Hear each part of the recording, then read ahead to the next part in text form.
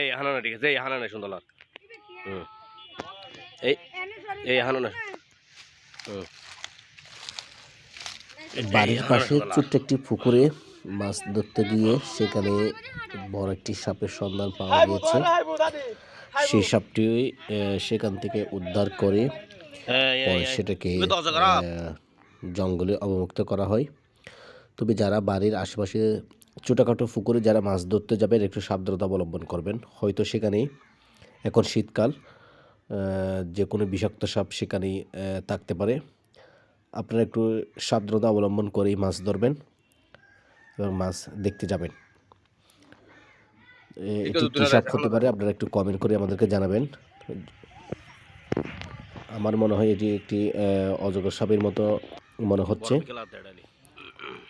আপনারা একটু কমেন্ট করে জানাবেন এটি কী সাপ হতে পারে, আপনারা একটু কমেন্ট করে জানাবেন। আর ভিডিওটি একটু শেয়ার করে দিবেন অন্যকে দেখার জন্য। ধন্যবাদ সকলকে। ভালো থাকবেন, সুস্থ থাকবেন। যাই হোক, মানুষের আলো আসুক, আসবেই।